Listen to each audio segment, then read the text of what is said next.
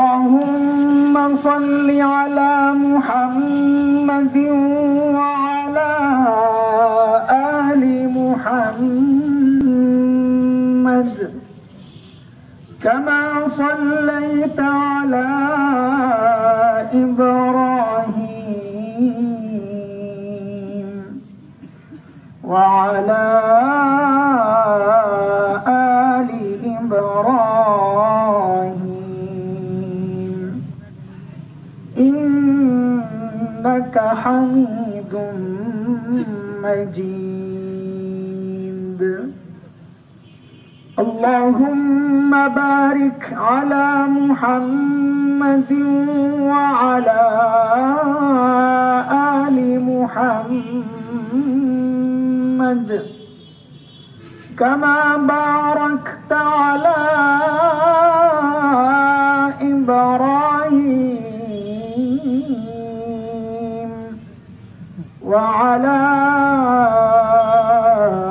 آل إبراهيم إنك حميد مجيد. أما بعد فأعوذ بالله من الشيطان الرجيم. بسم الله الرحمن الرحيم.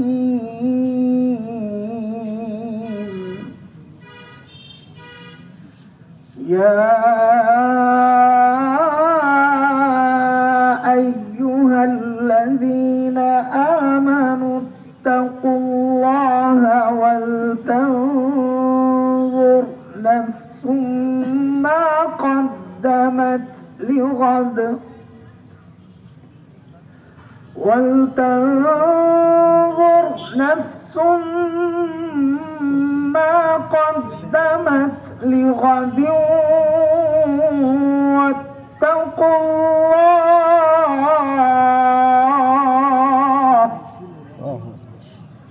إن الله خبير بما تعملون.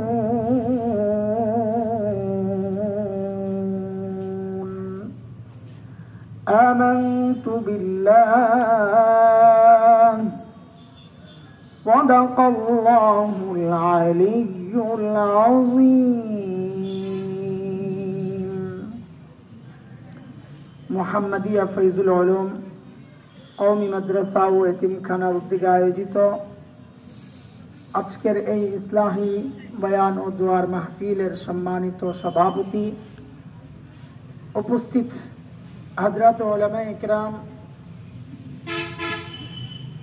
মুরব্বিয়ানে আযম, দূর দূরান্ত থেকে আগত ইসলাম প্রিয় সুধী সমাজ, প্রিয় ছাত্র ভাইয়েরা, আল্লাহ সুবহানাহু ওয়া তাআলার অশেষ করুণা দয়া, যে মহান মালিক লাখো কোটি মানুষ থেকে বাছাই করে দ্বীনি এই মজলিসে আমাকে আপনাকে একত্রিত করেছেন। এটা মালিক চেয়েছেন বলেই আমরা আসতে পেরেছি। মালিক না চাইলে আমাদের পক্ষে এই মজলিসে আসা অসম্ভব ছিল। আল্লাহ তাআলা বলেছেন এটা কোরআনুল কারীমের মধ্যে, আমি যাকে চাই কেবল তার দিলটাই দিন বুঝার জন্য আমি খুলে দিই, আর আমি না চাইলে কেউ নিজে চলতে চাইলেও তার জন্য এটা আসমানে ওঠার মতো অসম্ভব। কিছু অসম্ভব আছে এমন যেগুলোকে সম্ভব করার চেষ্টা করা যায়, কিছু অসম্ভব আছে এটাকে সম্ভব করার চেষ্টাও কেউ করে না। আল্লাহ তাআলা এমন একটা উদাহরণ দিয়েছেন যে আসমানে ওঠার মতো অসম্ভব, মানে এই চিন্তাও এখন কেউ করে নাই যে আসমানে উঠবে। ঠিক আল্লাহ না চাইলে দ্বীনের উপর চলাটাও ওই রকম অসম্ভব, চিন্তাই করা যায় না। সূরা আনআমের মধ্যে আসছে এই কথা। মালিক বলেন, فمن يرد الله أن يهديه يشرح صدره للإسلام ومن يرد أن يضله يجعل صدره ضيقا حرجا كأنما يصعد في السماء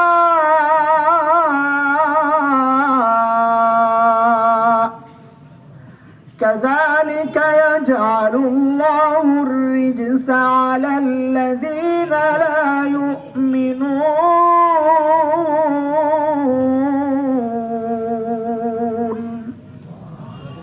এই আয়াতের মধ্যে রব্বে কারীম এই কথাগুলো বলেছেন। মুহতারাম হাজরিন, যে মহান মালিক এই নিয়ামতে আমাদেরকে ধন্য করলেন, ওই মালিকের শুকরিয়া আদায় করি, জবান খুলে প্রাণ খুলে কালিমাতুশ শুকর উচ্চারণ করি, আলহামদুলিল্লাহ আলহামদুলিল্লাহ।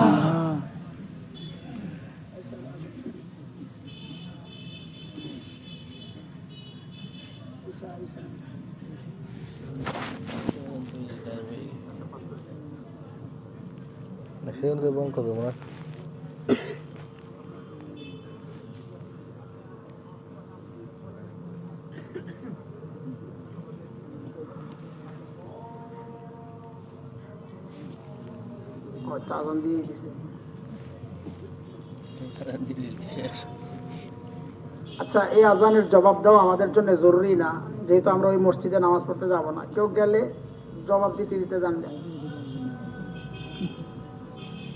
মুহতারাম হাজরিন, আমি সূরা হাশরের ছোট্ট একটা আয়াত তিলাওয়াত করেছি। আমি মনে করছিলাম যেহেতু লম্বা সময় চলে গেছে, রাস্তায় ঠেক দিছিল আমারে মানুষ, জামায়াতুস সুন্নাহ ঠেক দিয়ে আমারে আটকায় রাখছে, এই জন্য আসতে দেরি হয়েছে।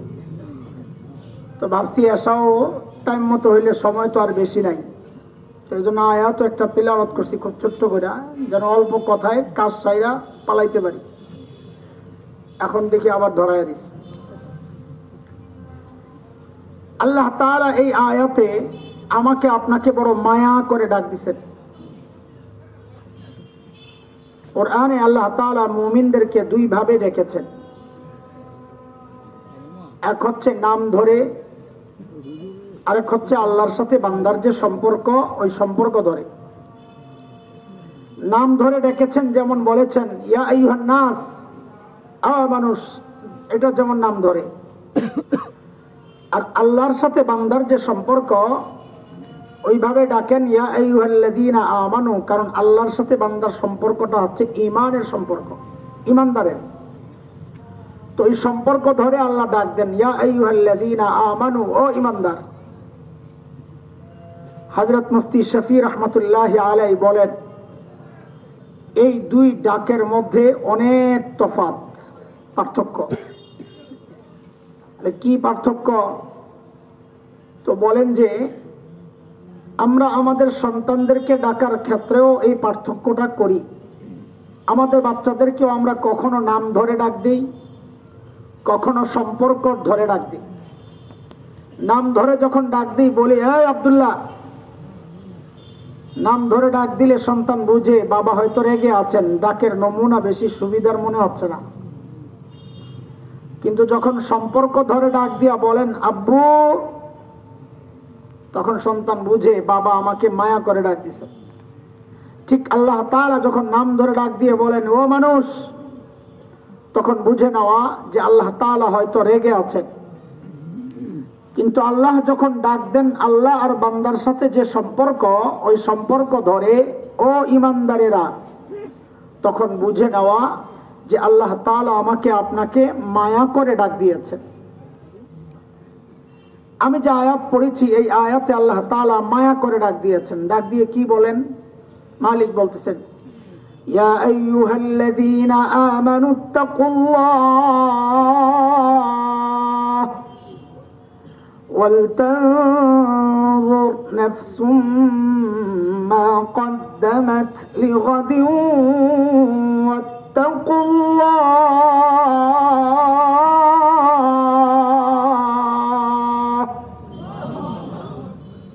দুইটা হুকুম করেছেন আল্লাহ তাআলা। এক হচ্ছে আল্লাহকে ভয় করো, ও ঈমানদার, আল্লাহকে ভয় করো, এটা এক হুকুম। দ্বিতীয় হুকুম হচ্ছে ওয়াল তানজুর নাফসুম মা কদ্দামাত লিগাদ। প্রত্যেকটা মানুষের উচিত তার আখিরাত নিয়ে চিন্তা করা, যে আমি আখিরাতে আমার মালিকের সামনে কি পেশ করব, আমার পুঁজি কি, চালান কি। এটা প্রত্যেকের চিন্তা করা উচিত। খালি মুরিদরা চিন্তা করবে পিসাববাদ, আল্লাহ বলেন না প্রত্যেকের।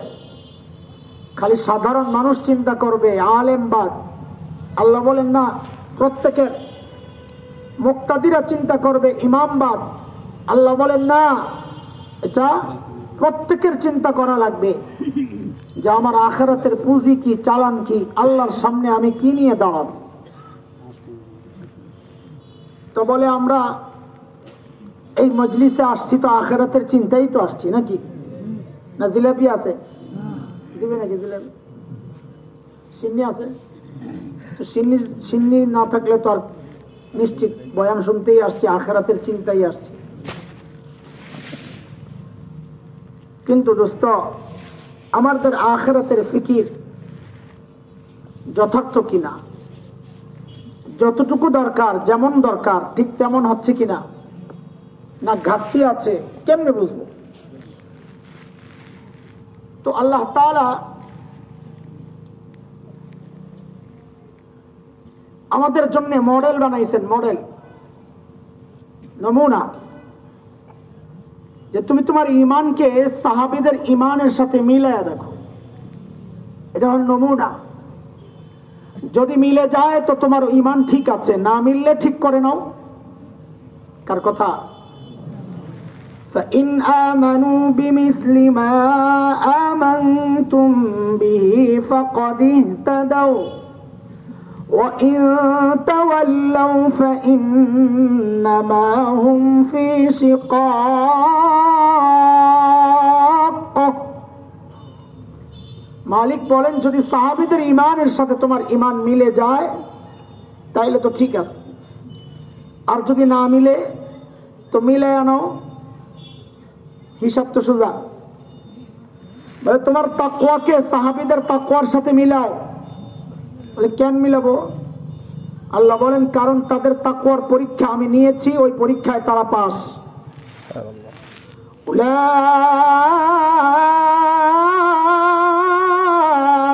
আল্লাযীনা ইমতাহানাল্লাহু কুলুবাহুম লিত-তাকওয়া লাহুম মাগফিরাতুন ওয়া আজরুন আযীম।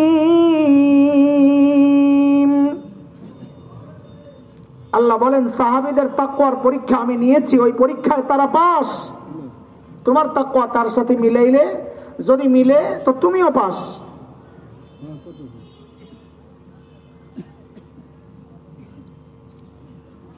সূরা বাকারা তাওবার মধ্যে আরেকটু ক্লিয়ার করে বলছেন আল্লাহ তাআলা, আরো স্পষ্ট। والسابقون الأولون من المهاجرين والأنصار والذين اتبعوهم بإحسان رضي الله عنهم ورضوا عنه وأعد لهم جنات تجري تحتها الأنهار خالدين فيها أبدا ذلك الفوز العظيم। আল্লাহ বলেন সাহাবীরা আমার উপর রাজি ছিল, আমিও তাদের উপর রাজি, তাদের জন্য জান্নাত তৈরি করে রাখছি। বলে আল্লাহ আমাদের কি হবে?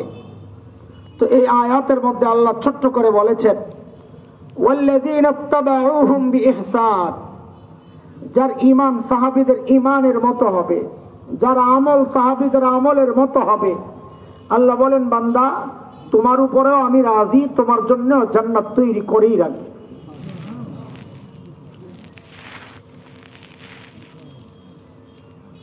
মাইকের অভিযোগ করতে আমার ভয় লাগে, মানুষ না মনে করে নিজের দুর্বলতা ঢাকার জন্য এগুলো বলে। আমি এমনি দুর্বল, আগের থেকে স্বীকার করে নেই, আমার গলা ভাঙ্গা সারা জিন্দেগি। তো যদি দুইটাই ভাঙ্গা হয় তখন সংসার টিকানো মুশকিল হয়। ঠিক। জামাইও রাগি, বউও রাগি, সংসার টিকে না। একজনের নরম হওয়া লাগে। আমি যেহেতু গলা ভাঙ্গা পাবলিক, আমার মাইকটা ভালো না হইলে আমি শেষ। কি জানি সাউন্ড সিস্টেম হয়তো বেশি হরেন দিতে মানা করছে, শক্তিশালী প্রশাসনিক ঝামেলা আছে হয়তো, এই কারণে আল্লাহ জানে।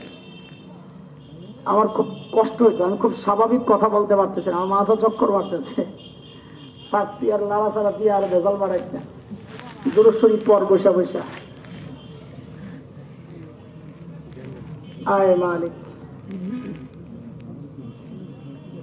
এটা আমি ডরেও বলি না, অনেক কষ্টে বললাম, বলি না এই জন্য মানুষ মনে করবে ভাবলয় নিজের দুর্বলতা এটা বুঝাইতে, গোপন করার জন্য এই কথাটা বলে না। আমি এটা স্বীকার করেই বলতেছি আমি দুর্বল। দুর্বলের সাথে দুর্বল হয়ে গেলে সংসার কেমনি টিকে বলে? জামাই বউ একজন রাগী, একজন নরম হইতে হয়। দুইটাই গরম হইলে সংসার বাদ, দুইটাই নরম হইলে বাচ্চা কাচ্চা বাদ। বুঝাচ্ছি কথা? দুইটাই নরম হইলে বাচ্চা কাচ্চা বাদ, দুইটাই গরম হইলে সংসার বাদ। একজন গরম একজন নরম, তো এই সংসার টিকে যায়। তা আমারও বয়ানের হালত এরম হয়ে গেছে। যাক, আল্লাহ আল্লাহ করে হতে থাকে।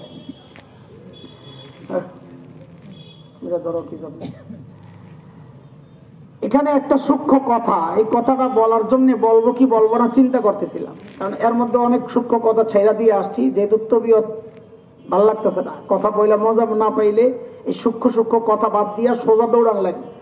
সময় কম, বড় মাছ ইলিশ ধরন লাগবে, এখন পায়ের তলে পুঁটি একটা বসতে, এটা ধরতে গিয়ে আবার বড়টা ছুটে যায় কিনা, তখন খালি দৌড়ের উপরে থাকে। তা আমার তো বয়ানের একটা স্টাইল আছে যে একটা টার্গেট নিয়ে তো আগাই, কিন্তু ডাইনে বামে ছোট মোটো পুঁটি মুটি টাকি টুকি যা পাই এদের লয়ে লয়ে লই, তো পুরাটা একটা মজার খাওয়ান হয় আর কি। গুড়া মাছ দিয়া চুয়া রান্না যায়, একটু ভাজি, একটু ইলিশ মাছ তো আলাদা, সবগুলা মিল্লা খাইলে খাওয়াটা একটু মজা তো হয়। এখন সময় কম থাকলে আর পানিতে স্রোত বেশি থাকলে আশেপাশে হাত দেওয়ার সুযোগ কই, দরকারও নাই। হ্যাঁ, সোজা সাতটা দৌড়াইতে থাকে। والسابقون الأولون من المهاجرين والأنصار, এটা উলামায়ে কেরাম বুঝার জিনিস, আওয়ামদের জন্য এটা এই কথাটা না। 1-2 মিনিট একটু চুপচাপ শুনতে থাকেন। তো শুধু আলেমদেরকে শোনায় লাভ কি? কারণ এই সমাজে আমাদের কিছু ভাই আছে, এরা আলেমদেরকে ডিস্টার্ব করে। এরা কারা? এরা হচ্ছে যাদের বেশিরভাগের ওস্তাদ হচ্ছে ফজিলাতুল শেখ আল্লামা মুফতি ইন্টারনেট লানাতুল্লাহি আলাইহি। আসেনি যে এরা হুজুর করে নানান বিষয়ে খালি খোঁচায়। সহিহ হাদিস খুঁজা পান না আপনারা? হুজুর সহিহ হাদিস আছে বুখারীতে, এর মধ্যে একটা খোঁচানি হলো সাধারণদেরকে বুঝায় যে এই হুজুররা কত খারাপ, এই হানাফিরা কত খারাপ। বলে কি, আমাদের একটা ফিকহের বড় কিতাব আছে হিদায়া, ওই কিতাবের মধ্যে ইমামে আবু হানিফা রাহমাতুল্লাহি আলাইহির নামের পাশে কোথাও কোথাও লেখা আছে রাদিয়াল্লাহু আনহু। এখন পাবলিকরে বুঝায়, দেখছো এই হানাফিরা কত খারাপ, ইমামে আবু হানিফাকে সাহাবী বানায় দিছে, কত বড় খেয়ানত। বলে সাহাবী কেমনে বানাইছে? কই যে রাদিয়াল্লাহু লাগায় দিছে। তো পাবলিক তো সহজ সরল মানুষ, পাবলিক বলে দেখছো কারবার, হুজুর রামগড়ে সারা জীবন এনে ধোকাই দিল। ইমামে আবু হানিফা সাহাবী না, অথচ তারে সাহাবী বানায় দিছে। কেন? রাদিয়াল্লাহু লাগাইছে। কারণ সেও জানে, পাবলিকও জানে রাদিয়াল্লাহ কার নামের সাথে লাগে, সাহাবীদের নামের সাথে লাগে। পেশ লাগছে এই জন্যে না দোস্ত। এই আয়াতটা প্রমাণ যে রাদিয়াল্লাহ সাহাবী ছাড়াও লাগতে পারে। কেমনে? এটা আলেমরা বুঝবে, আপনারা বুঝাইলে বুঝবেন, বাকি সময় লাগবে, আমি ওই সময় দিতে রাজি না এখানে। এটা জরুরি শুধু তাদের জন্য। والسابقون الأولون من المهاجرين, পুরা অংশটার মিসদাক সাহাবায়ে কেরাম, মাতুফ আলাইহি। এরপরে ওয়াও আল্লাযীনা ইত্তাবাউহুম বিইহসান, যারা সাহাবীদের পদাঙ্ক অনুসরণ করে, মাতুফ। আমরা জানি মাতুফ আলাইহির গায়র হয়। তার মানে ওয়াল্লাযীনা ইত্তাবাউহুম বিইহসান সাহাবীনা গায়রে সাহাবী, ওয়াস-সাবিকুনাল আউয়ালুনা মিনাল মুহাজিরিন ওয়াল আনসার হচ্ছে সাহাবী, ওয়াল্লাযীনা ইত্তাবাউহুম বিইহসান হচ্ছে গায়রে সাহাবী। উভয়ের ক্ষেত্রে আল্লাহ বলতেছেন রাদিয়াল্লাহু আনহুম ওয়া রাদু আন। বুঝা গেল গায়রে সাহাবীর ক্ষেত্রে রাদিয়াল্লাহ কে ব্যবহার করছে? আল্লাহ ব্যবহার করলে আমি কইরা কোন দোষ করলাম? খামাখাই খোসা মারা আর কি। মৌলবী করে পাইছে নরম সরম, খোসা দিলেই তো মনে করছে কাইতে হয়ে যাবো। মৌলবী এই জমানা নাই রে ভাই। এখন মৌলবীরাও আস্তে আস্তে তোকে খোসা খাইয়া সোজা শক্ত হইতেছে, প্লাস্টিক হয়ে গেছে এই শরীর, এই এক খোসা খাইতে খাইতে আর গালি খাইতে খাইতে। এখন আমগড়ার খোসা দেয় না, এখন জাগরে দিলে মজা পায়, যায় ওই জায়গায় দেয়। আল্লাহ হেদায়েত নসিব করেন, আমিন। আমলকে সাহাবীদের আমলের সাথে মিলায়া দেখতে আল্লাহ বলছেন। কাজে আমার আখিরাতের প্রস্তুতি কেমন হওয়া উচিত, এটা সাহাবীদের আমলের সাথে মিলায়া দেখা উচিত। এমনি সাহাবীদের আমলের সাথে আমাদের আমল মিলবে না, হুবহু মিলবে না। হুবহু মিললে আল্লাহ আমাকে এই যুগে না ওই যুগেই পাঠাইতেন। ছোটবেলা আমরা গান গাইতাম, জন্ম যদি হতো মোদের রসুল পাকের কালে, আহা রসুল পাকের দেশ। ওস্তাদ আটকায় দিতেন, না এই গান গাওয়া যাবে না। কোন যুগে আসলে তোমার জন্য ভালো এটা তুমি জানো না, যিনি জানেন তোমাকে ওই যুগেই পাঠাইছেন। নবীর যুগে আসলে তুমি তো আবু জাহেলও হইতে পারতা। কোন যুগে মুনাসিব উপযুক্ত আল্লাহ ওই যুগে পাঠাইছেন। তবে একটা খুশির খবর আছে আমাদের জন্য, শুনবেন নি আপনারা? খুশির খবর হইল আল্লাহর সাথে আমাদের একটা বোঝাপড়া আছে। এটা বোঝার জন্য আরেকটা উদাহরণ বুঝে আসেন। আপনাদের এলাকায় এখন টমেটো পাওয়া যায় কত টাকা কেজি? 80, 100। বুঝেন এটা কি ফ্রেশ না ভেজাল? ফরমালিন দেওয়া, ফ্রেশ না। ওরে আল্লাহ, এই ভেজাল টমেটো খাই আমরা 100 টাকা দিয়া। আপনাদের এলাকায় টমেটোর চাষ কেমন হয় আমার জানা নাই। আমাদের এদিকে ঢাকার পরে, দাউদকান্দির পরে কুমিল্লা রোডে দুই পাশে বিস্তীর্ণ এলাকায়, বিশাল এলাকায় টমেটো চাষ হয়। যখন ভর সিজন, বিশেষ করে ফেব্রুয়ারির মাঝামাঝি থেকে শেষ দিকে, হাইওয়ে রোডের দুই পাশে বড় বড় টুকরি নিয়ে স্তূপ দিয়া টমেটো নিয়ে বসে থাকে, একদম টাটকা, মাত্র ক্ষেতের থেকে উঠাইছে। তো দেখলে খুব শখ লাগে। আমরা শহরে মানুষ, গ্রামের এই জিনিস কিনতে বড় মজাও লাগে, খাইতে পারি আর না পারি কিনি। তো মাঝে মধ্যে আমি নাইমা, গাড়ির থেকে নাইমা জিজ্ঞেস করি, ও ভাই টমেটো কেজি কত? তো মাঝে মধ্যে তাদের জবাব আসে এমন, যত দেন তত। কেজি কত? এর মানে বুঝছেন? এর মানে হইলো হুজুর কোন রকম নিয়ে আমারে বাঁচা, বিপদে আছে। তো গাঁটটি ধৈরা লই বাড়িতে বাসায় নিয়ে মাইপা দেখি কেজি 4 টাকা 5 টাকা পড়ে। বলেন তো এই টমেটো ভেজাল না ফ্রেশ? মাত্র টাটকা ক্ষেতের থেকে উঠাইছে। তো উল্টা হয়ে গেল না? ভেজালটা খাই 100 টাকায়, ফ্রেশটা খাই 5 টাকায়। উল্টা হয়ে গেল না? ঘটনা কি?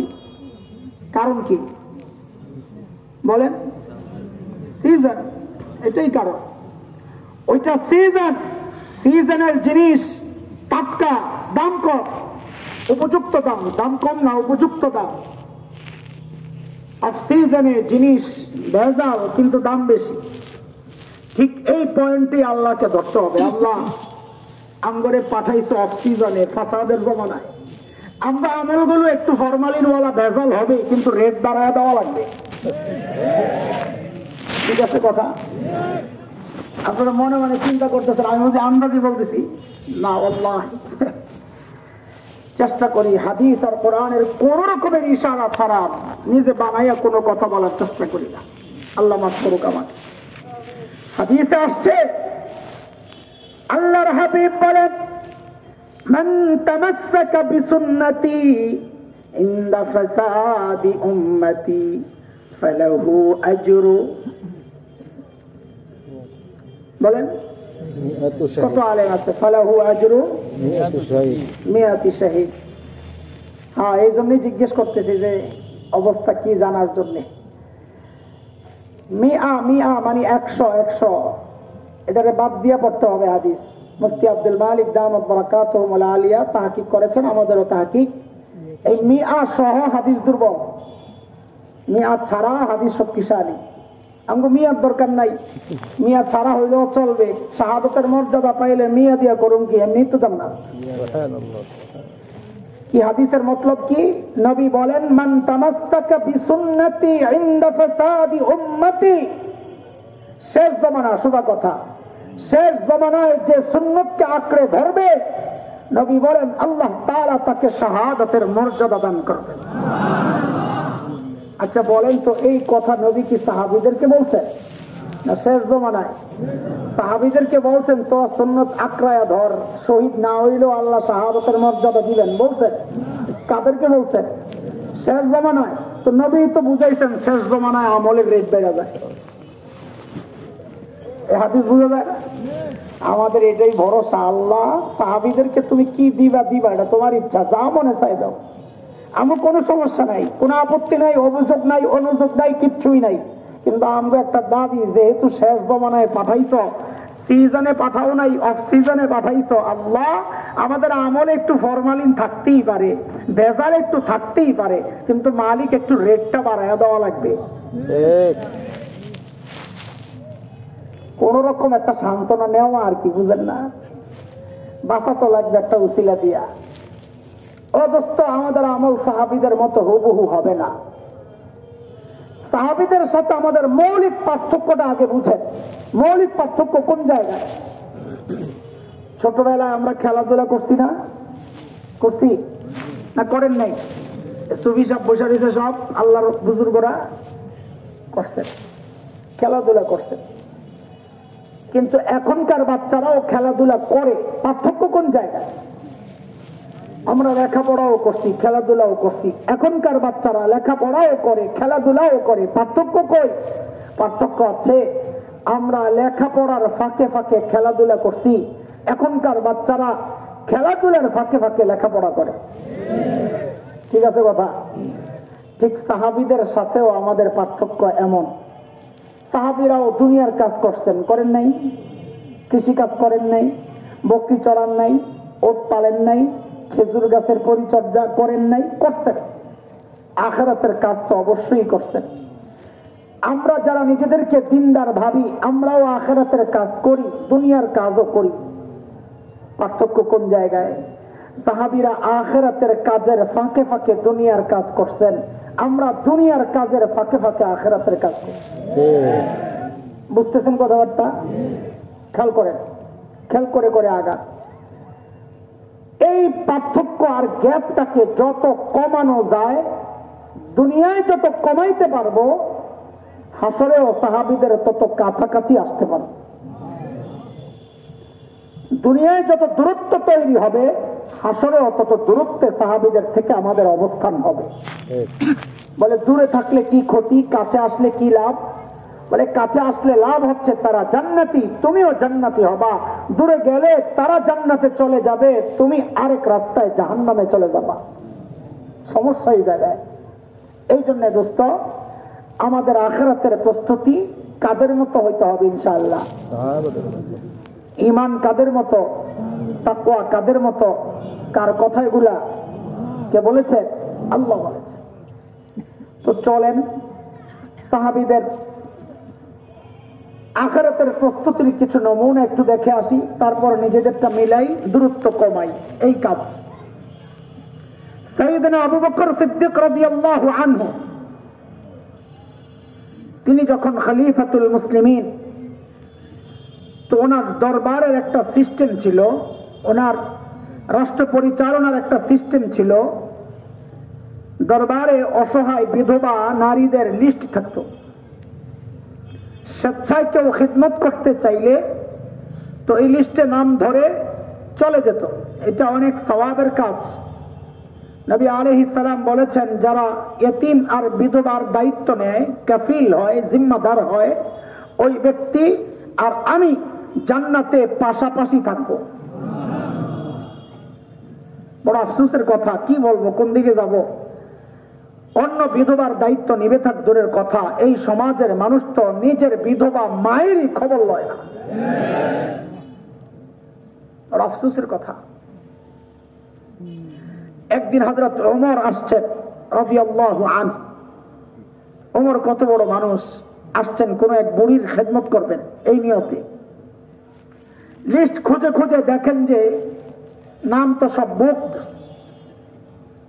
একটা নাম নিচে দিয়া খালি, যার নামের পাশে কারো নাম নাই। হযরত ওমর চিন্তা করলেন, তাইলে এই বুড়ির খেদমত আমি করি।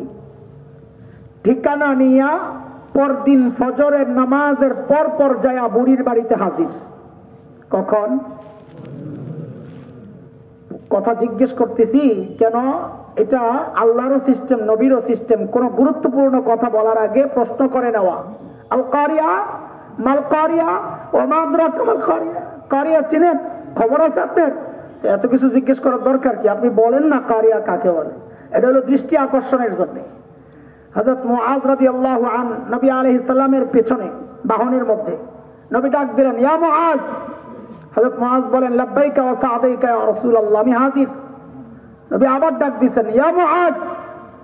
হযরত মুআজ বলেন, ইয়া রাসূলুল্লাহ, আমি হাজির। নবী আবার ডাক দিয়েছেন, এই মুআজ। হযরত মুআজ বলেন, ইয়া রাসূলুল্লাহ, আমি হাজির। হযরত মুআজ বলেন, লাইসা বাইনি ওয়া বাইনাহু ইল্লা মুখারাতার রাহিল। নবী আর আমার মাঝখানে গ্যাপ ছিল না যে নবী ডাকে আমি শুনি না, অথবা আমার জবাব নবী শুনে না।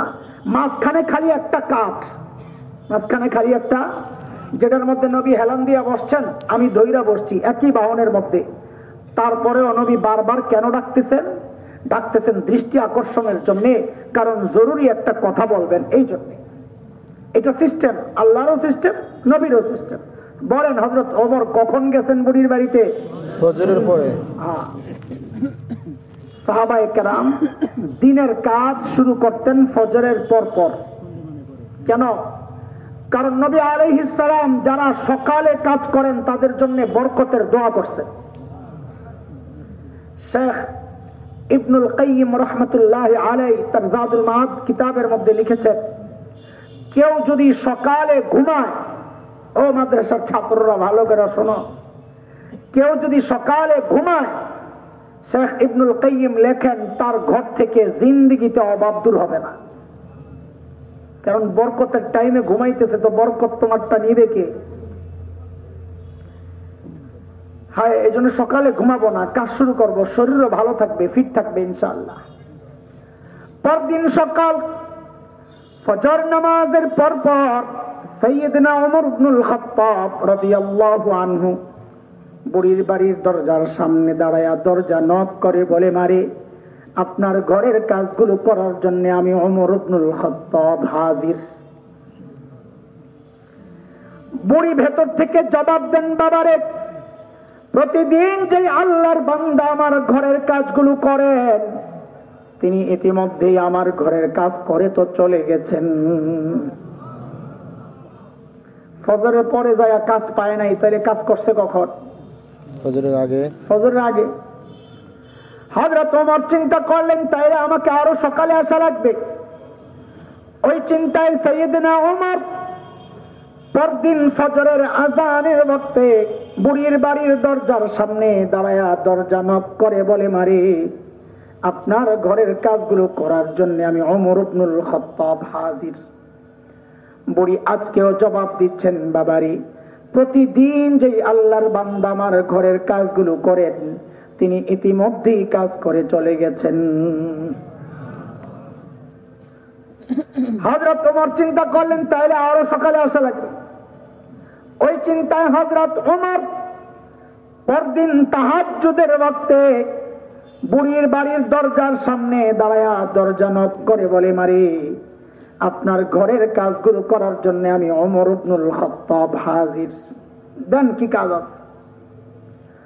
হযরত ওমরকে অবাক করে বুড়ি আজকেও জবাব দিচ্ছেন, বাবারে প্রতিদিন যে আল্লাহর বান্দা আমার ঘরের কাজগুলো করেন, তিনি ইতিমধ্যে ওই কাজ করে তো চলে গেছেন। কখন কখন? কথা বলে না, চিনেননি তাহাজ্জুদের ওয়াক্ত কয়টায়? 12টা থেকে 3টা 2টা 12টা। বাঁচতে চাইলে এমনি বলবেন, এর মধ্যে ইখতিলাফ আছে, ঠিক আছে, ভিন্ন ভিন্ন মত আছে। আচ্ছা, মাসআলা তো একটা আছে, তাহাজ্জুদের ওয়াক্ত কোনটা? আমাদের ওস্তাদরা ফকিহরা বলেছেন এটা সূর্য ডুবা থেকে ওঠা পর্যন্ত গোটা টাইমটাকে 3টা ভাগ করবেন। 2 ভাগ শেষ হইয়া 3য় ভাগ যেখান থেকে শুরু, ওইটাই তাহাজ্জুদের ওয়াক্ত, ওইটাই সাহারির ওয়াক্ত। বুঝতে পারছেন কথা? এটা তো কিতাবের ব্যাখ্যা, একটা ডিজিটাল ব্যাখ্যা আছে তাহাজ্জুদের ওয়াক্তের। কোনটা সেটা? এই জমানায় পোলা পাইন ফেসবুক ইউটিউব বন্ধ কইরা যখন ঘুমাইতে যায়, ওটারও তাহাজ্জুদের ওয়াক্ত। ঠিক আছে কথা?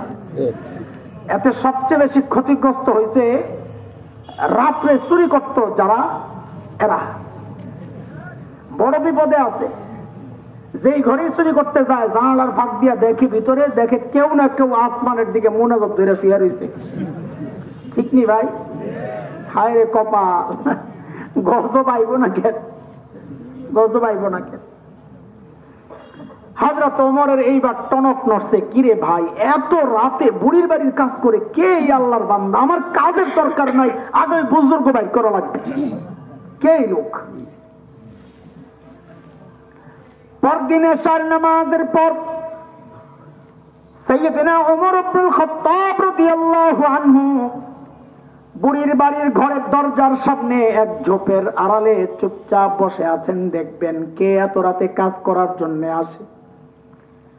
হযরত ওমর লক্ষ্য করলেন, গভীর রাতে এক আল্লাহর বান্দা চোরের মতো পা টিপে টিপে বুড়ির বাড়ির দিকে আগায়, জুতা নাই পায়ের মধ্যে। হযরত ওমর লাফ দিয়ে উঠছেন, সামনে যায় দাঁড়াইছেন। এই কে আপনি? বাপরে, ওমরের যা আওয়াজ! ওই ব্যক্তিও একা, রাতও গভীর। আমি এমন কোন সিচুয়েশনে যদি পড়তাম তো একদম কাপড় নষ্ট করে ফেলতাম, সত্যি কথা। হযরত ওমরের আওয়াজে ওই ব্যক্তি ভয় পাবেন থাক দূরের কথা, উল্টা হযরত ওমর যাকে দেখছেন নিজেই চমকায় গেছেন। দেখেন ইনি আর কেউ না, খলিফাতুল মুসলিমিন আবু বকর সিদ্দিক রাদিয়াল্লাহু আনহু। হায় আবু বকর, আপনি? ওমর অবাক হয়ে গেছে, পায়ের দিকে তাকায় দেখে জুতা নাই। হযরত ওমর আবু বকরকে বড় ভালোবাসতেন, মহব্বত করতেন, লাইগা থাকতেন এমনি। কোন লাগা? গুতাগুতির লাগা না, ক্ষমতার লাগা না, আমল বেশি করার প্রতিযোগিতার লাগা। বুঝতে কথা? এটা কোরআনের নির্দেশ না, ওয়াসারিউ ইলা মাগফিরাতিন মির রাব্বিকুম ওয়া জান্নাতিন আরদুহা আস-সামাওয়াতু ওয়াল আরদ। ওটার উপর আমল করতেন। জুতা নাই কেন আবু বকর? কি ব্যাপার? আমাদের দেশের মতো আরবের জমিন তো এরকম মসৃণ না, কাটা আছে, পাথরের টুকরা পড়ে থাকে, খালি পায়ে হাঁটা যায় না, জুতা ছাড়া কেন? সাইয়েদনা আবু বকর কি জবাব দেন? ইসলামী শাসন ব্যবস্থার সৌন্দর্য। সাইয়েদনা আবু বকর জবাব দেন, ওমর, জুতা পায়ে দিলে চটচট আওয়াজ হয়, মানুষের যদি ঘুম ভাঙ্গা যায়। রাষ্ট্রপ্রধান খালি পায়ে হাঁটে যেন জনগণের ঘুম না ভাঙ্গে। আয় পড়া কপাল, এখন তো জানেরই নিরাপত্তা নাই, বলাও যাবে না, বড় সমস্যা। আমাদের গর্ব, আমাদের গর্ব উলামায়ে দেওবন্দের অনুসারী আমরা। আমাদের আকাবিররা, হযরতে সাহাবায়ে কেরামের পুরা নমুনা, বিভিন্ন ঘটনা পড়ি আর চিন্তা করি, আমাদের আকাবির আসলাফরা সাহাবীদের নমুনা কিভাবে নিজেদেরকে বানাইছেন। সুবহানাল্লাহ। আসগর হোসেন রহমাতুল্লাহি আলাইহি দারুল দেওবন্দের শিক্ষক ওস্তাদ মুফতি শফি রহমাতুল্লাহি আলাইহি লিখেছেন যে আমার ফারাগাতের পর হযরতের সোহবতে আমি কিছুদিন ছিলাম। এটা সিস্টেমটা আগে এমনই ছিল, ফারাগাতের পর বড় কোনো বুজুর্গের সোহবতে কিছুদিন থাইকা নিজেরে সংশোধন কইরা তৈরি কইরা এরপরে আমাদের বড়রা খেদমতে যাইতেন। এখন তো বারে ঘর আগেই চাকরি খোঁজে, তো ইসলাম হইব কেমনে? তো তো মুফতি শফি রহমতুল্লাহ আলাইহি বলেন, হযরতের কাছে আমি থাকি। তো একদিন রাতে হযরতের সাথে এক জায়গায় যাচ্ছিলাম, এক বাড়ির সামনে যায়া হযরত জুতাটি খুইলা হাতে নিয়ে নিয়ে হাঁটতেছেন। আমি অবাক হয়ে গেলাম, কি রে, কি এই জায়গায় জুতা খুললো কেন? এটা এমন কি পবিত্র জায়গা? পবিত্র জায়গা হইলে জুতা খোলার একটা বিধান আছে। হযরত মূসা আলাইহিস সালামকে আল্লাহ হুকুম করছেন না, ফাখলা'না আলাইক ইন্নাকা বিল ওয়াদিল মুকদ্দাসি তুওয়া, পবিত্র জায়গায় আছেন, জুতা খুলে হাঁটেন।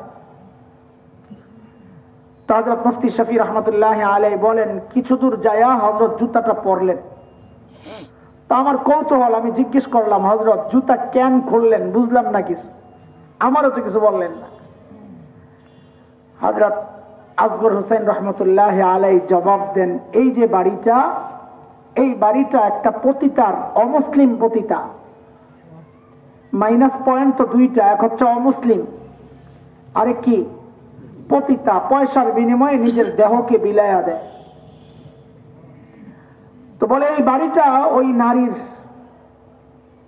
এক সময় তার রূপ সৌন্দর্য ছিল, তার গ্রাহক আসতো, কাস্টমার ছিল। এখন তার বয়স পড়ে গেছে, সেই রূপ ও যৌবন নাই, কাস্টমার আসে না, কিন্তু সে অপেক্ষায় বসে থাকে আগের মতো যদি কেউ আসে।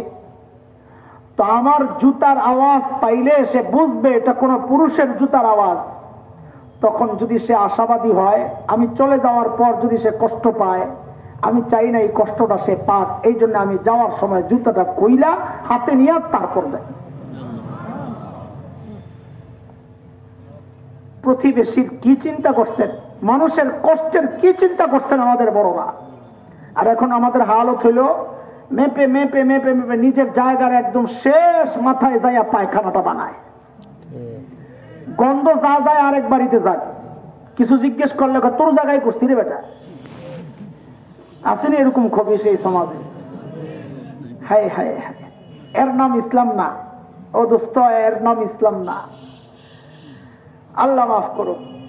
হযরত ওমর বলেন, আবু বকর বুঝলাম এই কারণে জুতা খুলছে, এইবার বলেন আপনি কেন আসছেন? আপনি কেন আসছেন? আমরা নাই, আমরা মরে গেছি।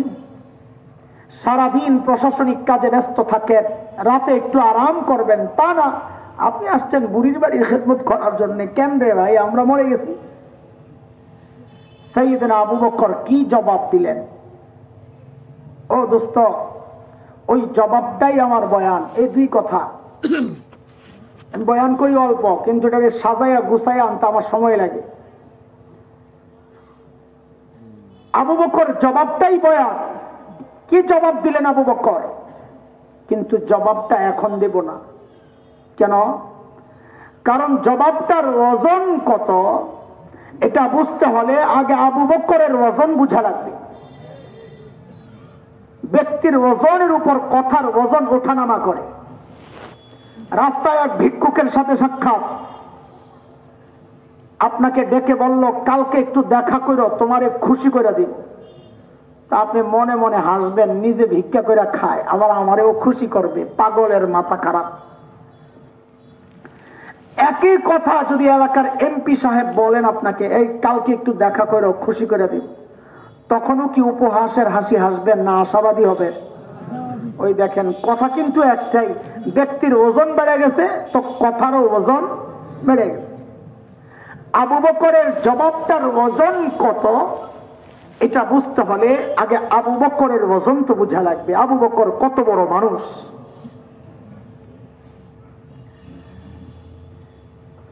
একদিন আম্মা জানা আয়েশা রাদিয়াল্লাহু তাআলা আনহা মদিনার স্বচ্ছ পরিষ্কার আকাশের দিকে তাকায়া তাকায়া দেখেন লক্ষ লক্ষ নক্ষত্র দেখা যায়। আম্মা জানের দিলে একটা প্রশ্ন ঘুরপাক খাচ্ছে। নবীকে এসে জিজ্ঞেস করেন, ইয়া রাসূলুল্লাহ, ওই যে লক্ষ লক্ষ নক্ষত্র দেখা যায়, ওগো আল্লাহর হাবিব, আপনার উম্মতের মধ্যে এমন কেউ কি আছেন যারা আমলের পরিমাণ ওই নক্ষত্রের চেয়েও বেশি? কেউ আসেনি আর রাসূল? আল্লাহর হাবিব বলেন, আয়েশা আছে একজন। কয়জন? কয়জন? আম্মা জান তো মনে মনে খুশি, জানি তো একজনকে, আমার আব্বাই তৈব, আবু বকরই তৈব। বলে জানলে আবার জিজ্ঞেস করছো কেন? বলে দুনিয়ার সব মেয়েদের স্বভাব, সবাই চায় স্বামীর মুখ দিয়ে একটু বাবার বাড়ির প্রশংসা শুনতে, ঠিক নেই? একদিন খালি বদনাম করে দেখেন, এক সপ্তাহ তরকারি মজা হবে না। জোরে তো ঠিক বলে না, ঘরে গেলে ধরবে না। হ্যাঁ, এই বিপদে খালি আমি একাই না, আরো আছে। খুব খুশি লাগতেছে, বেদি করে সাইজ করতেছি, তাই না? নিজে পারেন না, না আমার দিয়ে কাম সারেন। আপনার খবরও নাই সাইজ আপনি হইতেছেন নিয়ে। কেন? আরে তার মা বাবার প্রশংসা করলে খুশি লাগে, বদনাম করলে কষ্ট লাগে, এটাই তো হওয়ার কথা। পোড়া কপাল তুই বেটা। এই বউ যখন তোর মার বাবার বদনাম তোর কানে ঢুকায়, তখন তোর কষ্ট লাগে না, বরং বউয়ের কথায় যাইয়া মা বাবার সাথে খারাপ আচরণ করো। সাইজ নিজে হয় কিন্তু আবার আসে, খবরও নাই। আল্লাহর হাবিব বলেন আয়েশা আছে একজন। আম্মা জানের ভিতরে আসা, আব্বার নামটা বলবে বলবে। তো নবী বলেন আয়েশা, আমার যে উম্মতের আমল ওই আকাশের নক্ষত্রের চেয়েও বেশি, সে হচ্ছে ওমর ইবনুল খাত্তাব। এখন আম্মা জানের চেহারার কি অবস্থা? মলিন হয়ে গেছে। হায়, কি আশা করলাম, কি বলবো। আল্লাহর হাবিব তো আম্মা জানের চেহারা দেখেই বুঝছেন ভিতরে গন্ডগোল চলতেছে, কারণ চেহারার মধ্যেই তো ভিতরটা ফুটে উঠছে। বলে না মন খারাপ কেন রে? কি মন খারাপ? মন তো ভিতরে, আপনি কেমনি বুঝলেন? চেহারাই কয়। ইংরেজিতে বলে face is the index of mind. মানুষের ভিতরে কি কাজ করে এটা তার চেহারায় প্রকাশ পায়।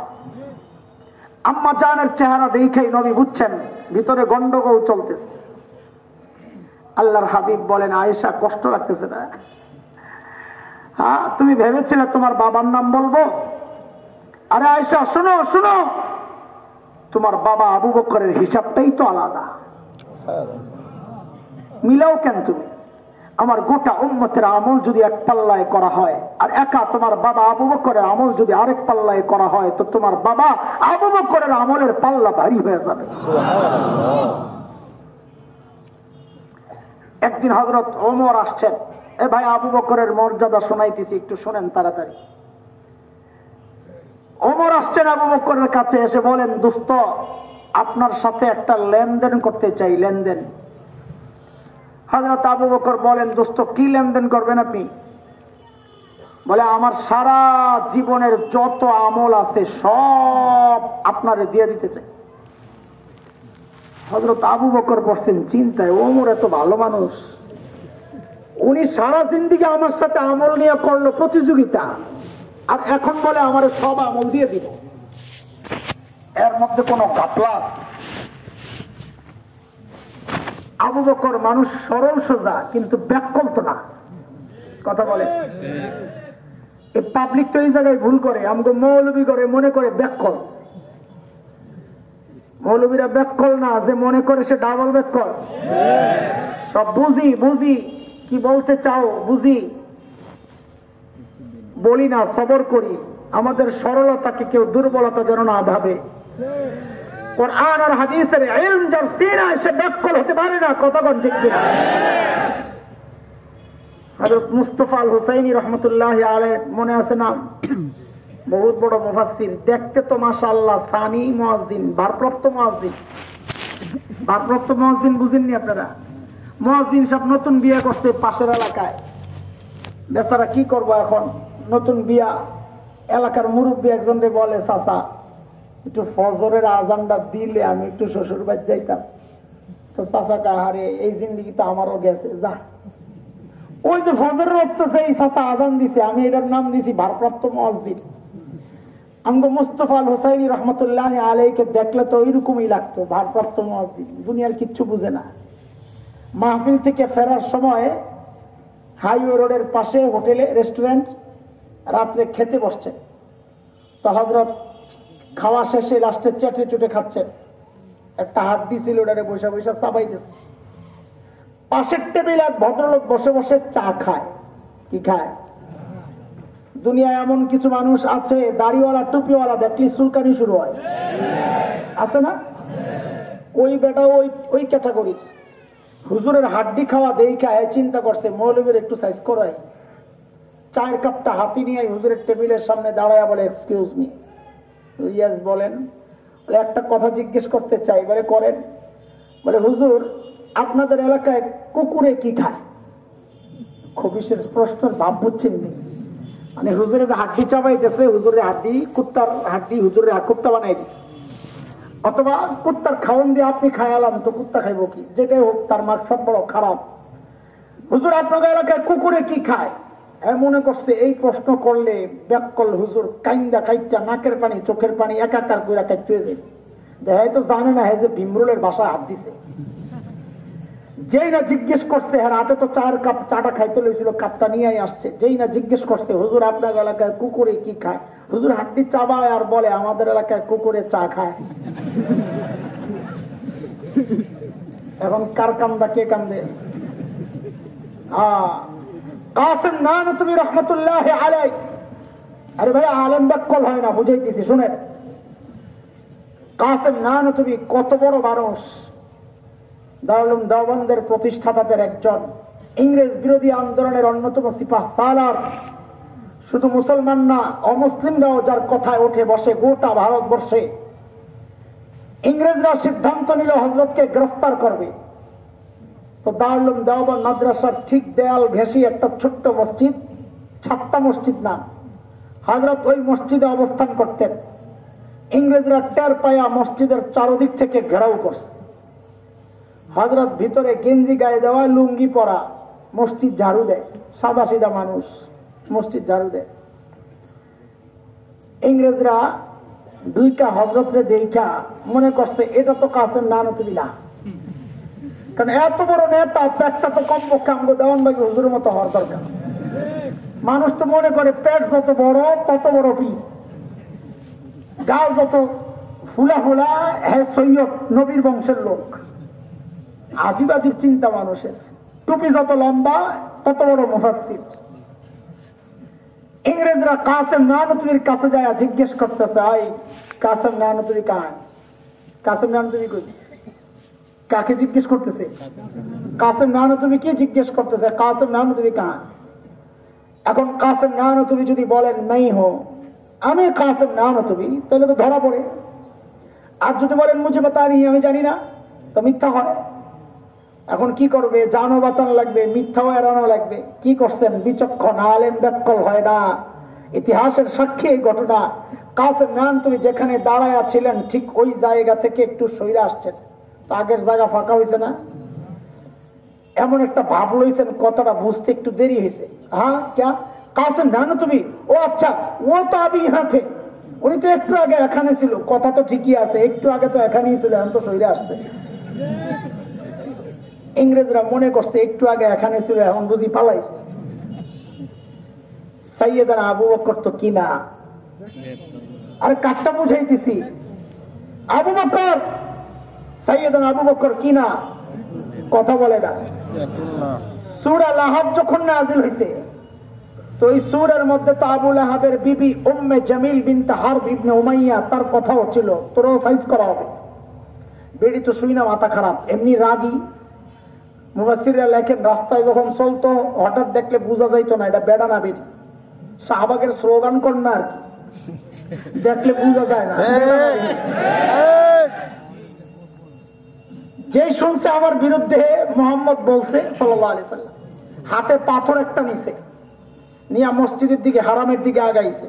নবী বসে বসে তিলাওয়াত করতেছেন, সাইয়েদনা আবু বকর পাশে বসে বসে পাহারা দেন।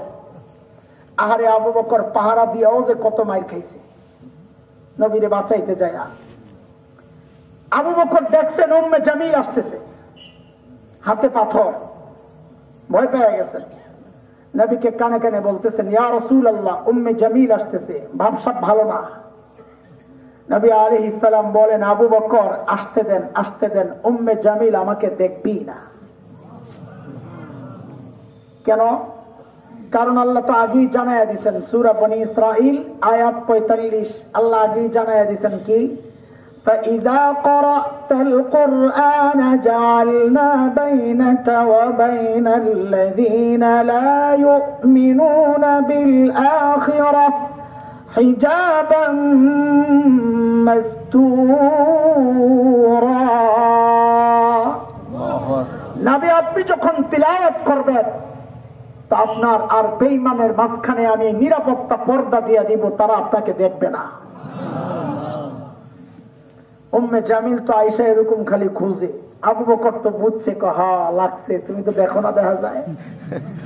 এখন আবু বকরকে জিজ্ঞেস করে, আবু বকর তোমার দোস্ত কই? তা আবু বকর যদি বলে জানি না, লাদ্রি, তো মিথ্যা কথা হয়, সিদ্দিক কাটা যায়। আর যদি বলে এই যে নবী, তো আবু বকর মাইর খায়, কারণ উম্মে জামিল কে কই নবী, মিথ্যা কথা কথা আমার লোকে হ্যাঁ তো দেয় না, দিবা আবু বকর রে মাইর। তা আবু বকর বড় চালাক মানুষ, বুঝাইতেছি, যেই জিজ্ঞেস করছে আবু বকর তোমার বন্ধু কই, তো আবু বকর কি জবাব দিচ্ছেন সুবহানাল্লাহ, কই খুঁজা দেও। কি খুঁজা দেও? বলে না আমি জানি না, অথবা জানি কিছুই, খুঁজা দেও। হিজরতের সময় রাস্তায় নবী আর আবু বকর, চারদিকে কাফেলা ছড়াইয়া গেছে ধরার জন্য, ধরলি তো 100, বহুদূর পর্যন্ত খবর ছড়াইয়া গেছে। যারা নবী আর আবু বকরকে চিনে না, খবর চলে গেছে আগেই। এক জায়গায় এক কাফেলার হাতে ধরা পড়ছে, তারা আবু বকর সামনে, নবী পেছনে। আবু বকরকে জিজ্ঞেস করতেছে, এই মাম্মা আক, মাম্মা আক, তোমার সাথে এই লোককে? এখন আবু বকর যদি বলেন লা আরিফ, লা আরিফ, আমি চিনি না, জানি না, তো সিদ্দিক কাটা যায়। আর আবু বকর যদি বলেন হাযা নবিয়ুনা, তিনি আমাদের নবী, তো নবুয়ত শেষ হয়, ধৈর্য নিয়ে মেরে ফেলবে। কি করবেন আবু বকর? আবু বকর সরল জবাব দিয়েছেন, হাযার রাজুল ইয়াহদিনি, তিনি মানুষ, একজন লোক, দেখেন না তিনি আমার রাস্তা দেখান। তো মানুষ মনে করছে পাহাড়ি এলাকা, চিনে না মনে হয়, এই লোক চিনে, দেখায় দেখায় লইয়া যায়। কিন্তু আবু বকর তো মনে মনে চিন্তা করছেন, ইয়াহদিনি ইলাল জান্নাহ, তিনি আমার জান্নাতের রাস্তা দেখান। সুবহানাল্লাহ। সাইয়েদনা আবু বকর মানুষ কি ছিলেন না? কথা বুঝেন, কি ছিলেন না? ব্যাককল ছিলেন না। সাইয়েদনা ওমর যখন বললেন, আবু বকর আমার সারা জিন্দেগির আমল আমি আপনাকে দিতে চাই। হযরত আবু বকর বলেন, ওমর বুঝলাম সব আমল আমাকে দিয়ে দিবা, কিন্তু ভাই বলো না আমার কি দেওয়া লাগবে? ওমর বলে, আবু বকর বেশি কিছু না, বলে অল্পটাই কি, বলো না। বলে আবু বকর ওই যে সাউর গুহায় নবীর সাথে 3 দিন যে ছিলা, ওই 3 দিন আমাকে দিয়া দিবা, বিনিময়ে আমার সারা জিন্দেগির আমল তোমাকে দিয়া দিব। কয়দিন? এখন বুঝার বিষয় যে ওই 3 দিনে কি ছিল গোমর, যা বুঝলেন সাইয়েদনা ওমর। কি গোমর আছে 3 দিনে, একটু বোঝা দরকার। হ্যাঁ, আর কি কথা বলে না, বুঝাই কষ্ট করতেছি নাকি? চলেন তাইলে গুহার ভিতরে ঢুকা লাগবে, ঢুকবেন নি? চলেন যাই, যা করে আল্লাহ। আচ্ছা, গুহায় ঢুকার আগে গুহার মুখটারে আগে একটু বন্ধ করি। গুহার মুখের মধ্যে জানি কে কে বাসা বানাইছে? বলেন তো আপনারা কত ওয়াজ শুনেন, মাশাআল্লাহ। ওয়াজের পরীক্ষা হবে আজকে। মাদ্রাসার কবুতর আবার জালালি, মাশাআল্লাহ, স্পেশাল ব্র্যান্ডের। ডিম পারছে কয়টা কম তো দেখি?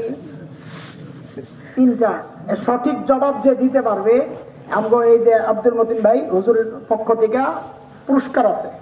সঠিক জবাব যে দিবে 2টা, আর 3টা, আর 1টা। তো জাত ভালো নাই কবুতরের, 3 দিন লাগায় 1 ডিম পারছে। বলেন বলেন, 2টা, 3টা, 1টা, মাশাআল্লাহ।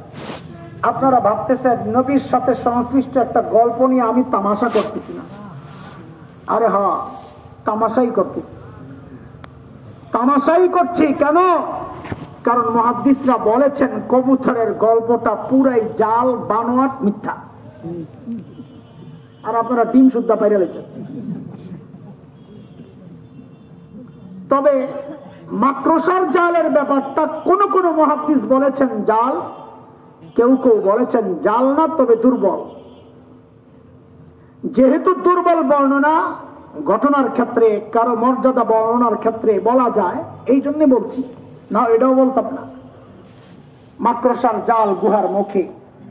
একটা প্রশ্ন করি আপনাদেরকে, খেয়াল করেন। গুহার ভেতরে কে? সাইয়্যিদুল আম্বিয়া, সব নবীদের সরদার সাল্লাল্লাহু আলাইহি ওয়াসাল্লাম। সাথে কে? নবীদের পর আহলুস সুন্নাহ ওয়াল জামাআতের স্বীকৃতি, নবীদের পর সবচেয়ে বেশি মর্যাদাবান মানুষ হযরত আবু বকর।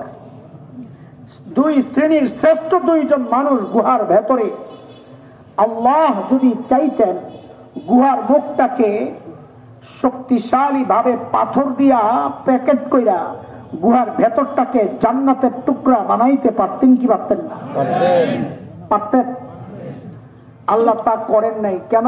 কারণ মাকড়সার জালই তো অনেক শক্তিশালী, এটা ছিদ্র কইরা ছিন্ন কইরা ছিঁড়ে কাফেররা তো ভিতরে ঢুকতে পারবে না, তাই না? কথা বলে না। মাকড়সার জাল অনেক শক্তিশালী না দুর্বল? কত দুর্বল? সূরা আনকাবুতে আসছে, মাকড়সা নামে একটা সূরা আছে, ওই জায়গায় আল্লাহ কি বলেন? ওয়া ইন্না আহওয়ানাল বুয়ুতি লাবাইতুল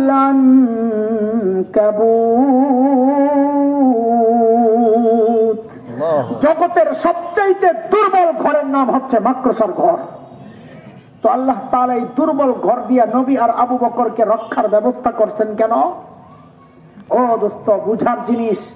আল্লাহ তার বান্দাকে দেখায় দিছেন, আমার বান্দারা দেখ, আমি যদি আমার দিন বাঁচাতে চাই তো আমার পারমাণবিক অস্ত্র লাগে না, ট্যাঙ্ক কামান লাগে না, যুদ্ধ বিমান লাগে না, সাবমেরিন লাগে না, লাখো সৈন্য দরকার হয় না। আমি আমার দিন বাঁচাতে চাইলে মাকড়সার মতো হালকা জাল দিয়েই আমার দিনকে বাঁচাইয়া দিতে পারি। দরকার আবু বকরের ঈমান, দরকার মেহনত ইমানের, অস্ত্রের না। আমরা শক্তির উপর নির্ভরশীল হয়ে গেছি, ইমানের দিকে কারো খবর নাই। নুসরত আসবে কোত্থেকে? ইমান যদি শক্তিশালী হয় তো দুনিয়ার শক্তিকে ভয় পাওয়ার কথা না। শেখ ওমর মুখতার রহমতুল্লাহ আলাইহি বিপ্লবী বীর, লিবিয়ার দখলদাররা সিদ্ধান্ত নিয়েছে উনি যেই অঞ্চলে প্রতিরোধ যুদ্ধ করছেন গোটা অঞ্চলকে বোম্বিং করে শেষ করে দিবে। কেউ একজন এসে খবর দিল, হযরত এলাকা ছাড়া লাগবে। কেন? আমাদের কাছে তো বিমান বিধ্বংসী অস্ত্র নাই, আমরা কিভাবে মোকাবেলা করব? শেখ ওমর মুখতার কি আজীব এক জবাব দিচ্ছেন, ইমানদীপ্ত জবাব। পাল্টা প্রশ্ন করে তিনি জিজ্ঞেস করলেন কি, আচ্ছা তাদের বোমারু বিমানগুলা কি অনেক শক্তিশালী?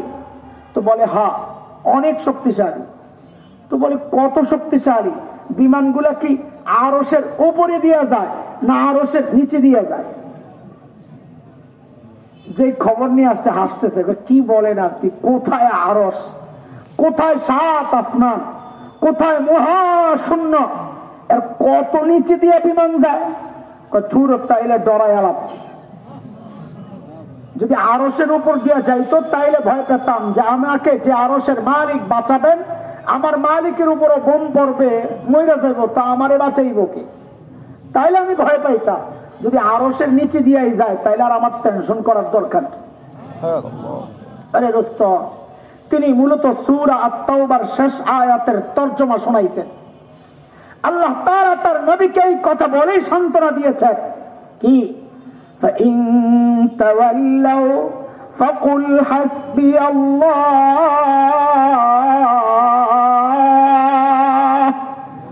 لَا إِلَهَ إِلَّا هُوَ عَلَيْهِ تَوَكَّلْتُ وَهُوَ رَبُّ الْعَرْشِ الْعَظِيمِ।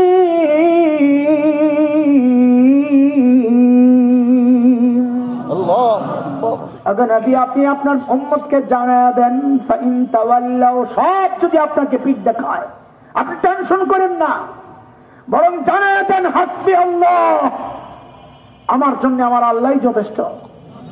আল্লাহ ছাড়া কোনো মাবুদ নাই। তিনি আরশে আজিমের মালিক, তার ক্ষমতা জানো, তিনি আরশে আজিমের মালিক। একটু চোখ লাল দেখলেই তো ঘাবড়ায়া যাও, আমেরিকার হুমকি দেখলেই তো কাইত হয়ে যাও, ভারতের ভেদকি দেখলেই তো কাইত হয়ে যাও। ও ইমানদার, যার মালিক আরশে আজিমের রব, ইতিহাস সাক্ষী তারা কোনোদিন পরাজিত হয় নাই। যার মালিক নাই সে ধ্বংস হয়েছে। নমরুদের মালিক ছিল না, নমরুদ ধ্বংস হয়েছে। ফিরআউনের মালিক ছিল না, ফিরআউন ধ্বংস হয়েছে।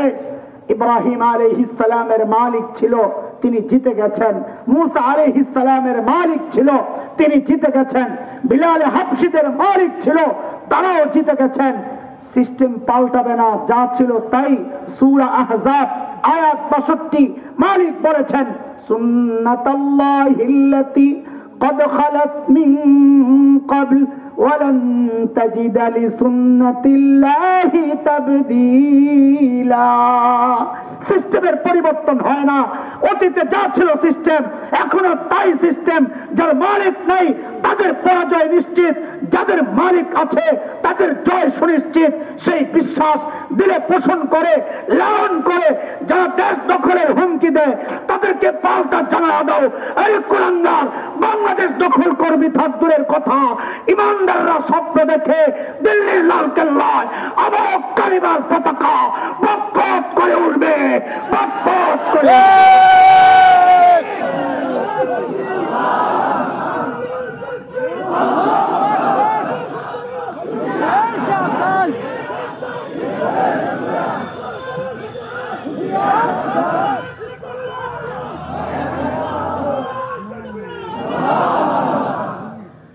আল্লাহর হাবিব গুহার ভেতরে আবু বকরের কোলে মাথা দিয়া শুয়ে আছেন, আরাম করতেছে, চোখ লেগে গেছে।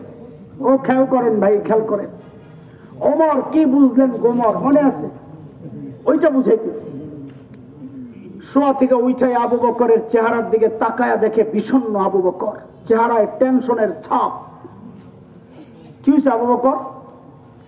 রাসূলুল্লাহ উপরের দিকে তাকায়া দেখেন কাফেররা ঘুরতেছে, পাও দেখা যায়। বলে লাউ আন্না আহাদাহুম ইয়ানজুরু ইলা কদামাই, গুহার মুখের দিকে তাকানোর দরকার নাই, নিজেদের পায়ের দিকেও যদি তাকায় তাও তো আমাদেরকে দেখে ফেলবে। সাইয়েদনা আবু বকরকে নবী সান্ত্বনা দিচ্ছেন, এই আবু বকর, আপনি কি ভেবেছেন গুহার ভেতরে খালি আমি আর আপনি, আর কেউ নাই? আবু বকর ঘাবড়ায়েন না, আমাদের সাথে আল্লাহও আছে। এই কথাটা আল্লাহর এত পছন্দ হয়েছে, আল্লাহ তাআলা সূরা আত-তাওবার আয়াতের টুকরা বানায়া নাজিল করে দিয়েছেন। ইযহুমা ফিল গার ইয ইয়াকুলু লিসাহিবিহি লা তাহজান ইন্নাল্লাহা মা'ানা। দুইজন যখন গুহায়, একজন যখন তার সাহাবীকে বললেন, নবী যখন আবু বকরকে বললেন। দেখেন এই জায়গায়ও আবু বকরের মর্যাদা প্রকাশ পায় গেছে। এটা আমার বলা মাকসাদ না, সামনে বলা মাকসাদ, কিন্তু এখানেও প্রকাশ পাইছে। কি? ইয ইয়াকুলু লিসাহিবিহি, মানে আল্লাহ তাআলা নিজে স্বীকৃতি দিচ্ছেন আবু বকরকে যে আবু বকর নবীর সাহাবী। এই জন্য আবু বকরের সাহাবিয়তকে যদি কেউ অস্বীকার করে তার ঈমান থাকবে না। আবু বকরের সাহাবিয়ত কোরআন দ্বারা প্রমাণিত।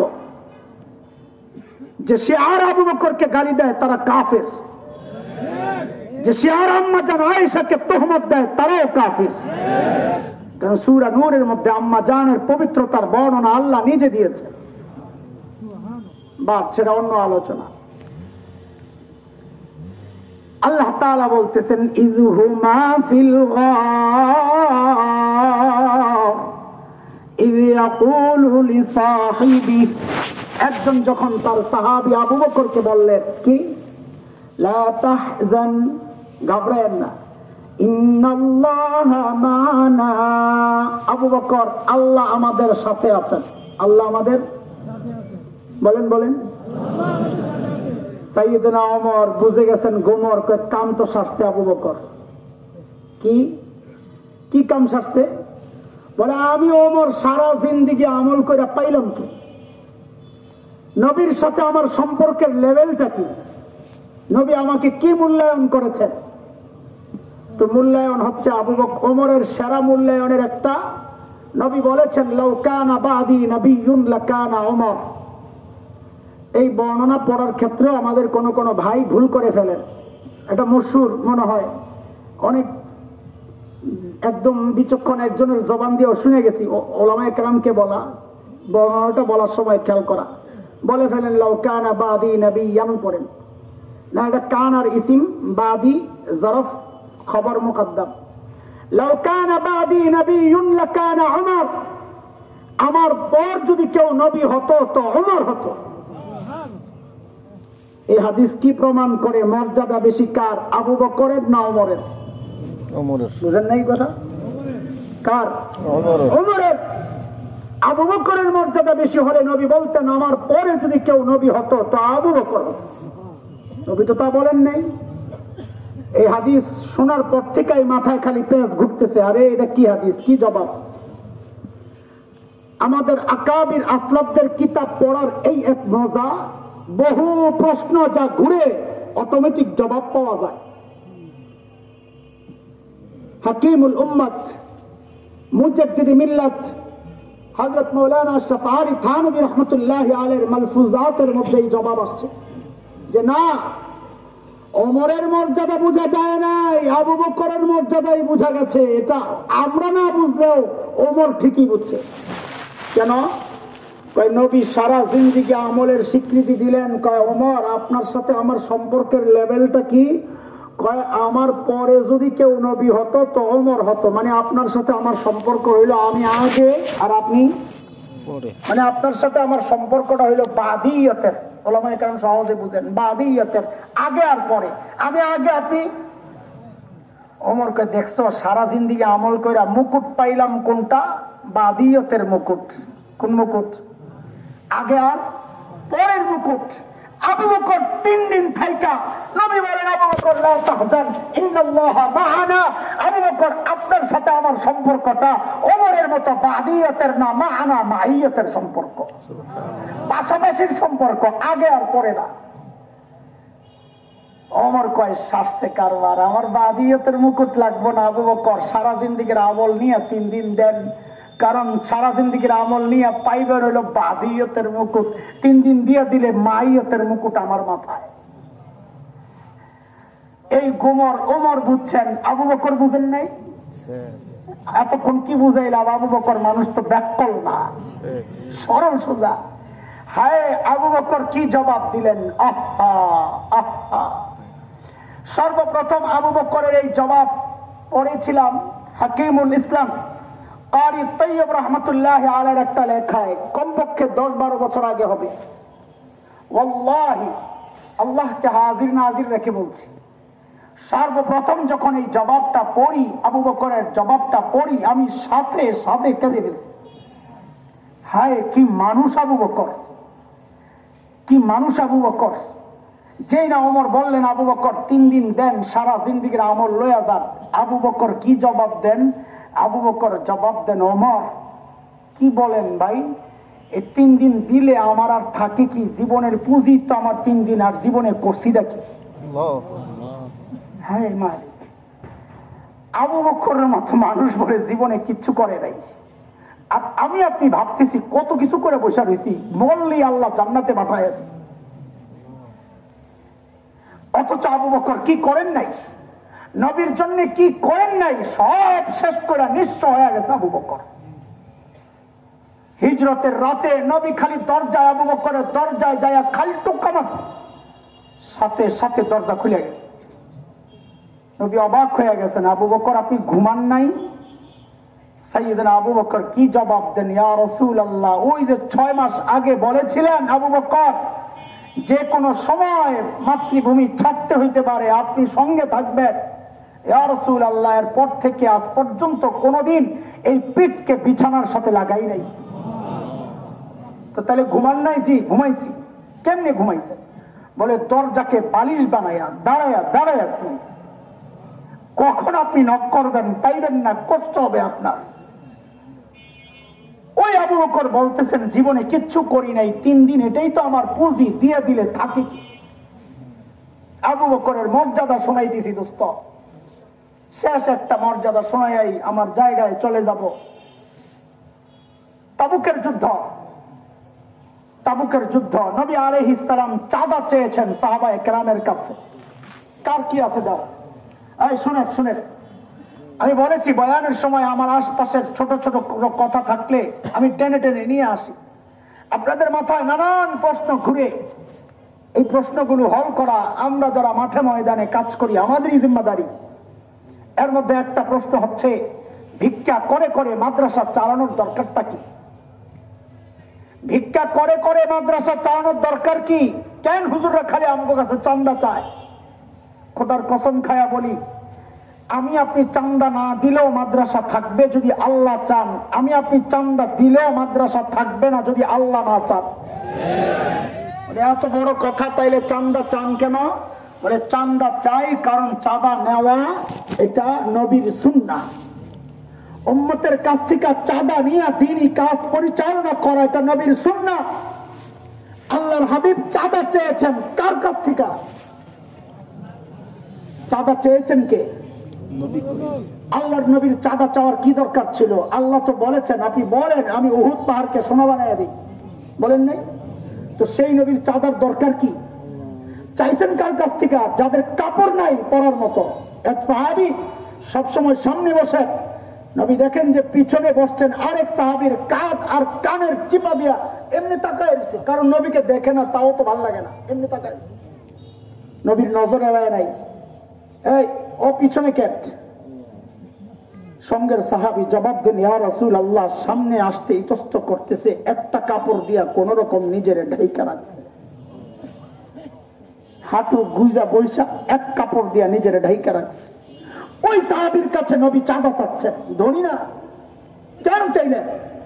চাইছেন যেন সাহাবীরা তার মাল দিয়া যেমন জান দিয়া যেমন কোরবানি দিচ্ছে, মাল দিয়াও কোরবানি দিক।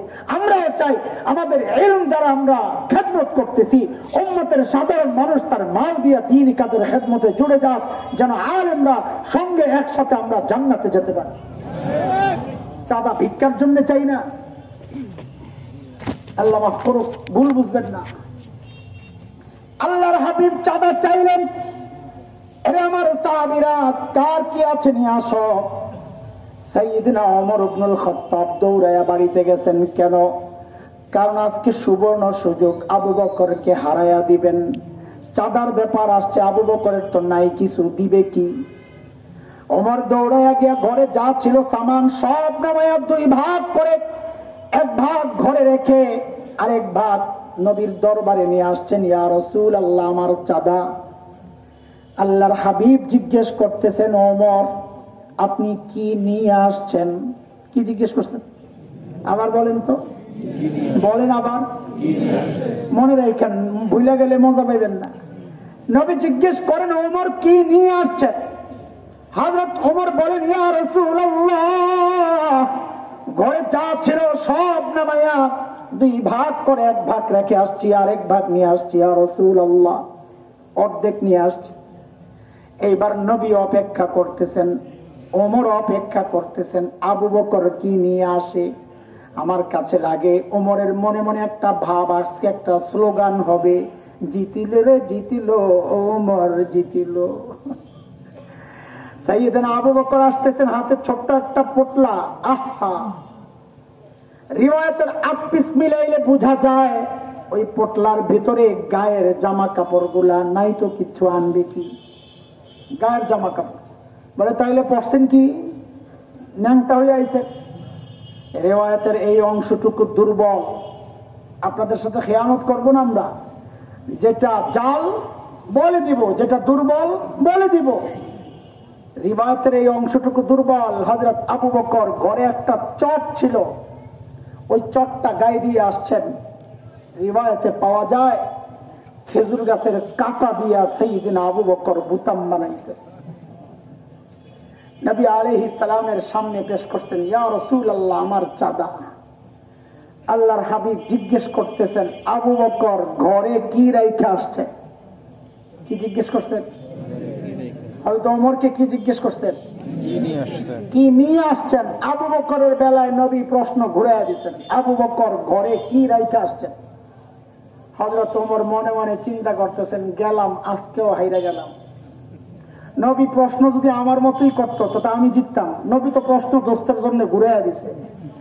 আবু বকর তো, আমি তো অর্ধেক ঘরে রাইখে আসছি, আবু বকরের যে অবস্থা, ঘরে কিছু রাইখে আসছে বলে মনে হয় না। সাইয়েদনা আবু বকর কি জবাব দিচ্ছেন? আরে আবু বকরের জবাব কি শুনবা ভাই? আগে আবু বকরের ছোট্ট মেয়ে আসমার জবাব তো শোনো। হযরত আসমা কি জবাব দিচ্ছেন, জবাব শোনো। আবু বকর রাদিয়াল্লাহু আনহু হিজরতের সময় ঘরে সামান যা ছিল, স্বর্ণ মুদ্রা যা ছিল, টাকা পয়সা সব গাট্টি করে লগে লয়ে। আবু বকরের বাবা আবু কুহাফা রাদিয়াল্লাহু আনহু তখনও মুসলমান হন নাই।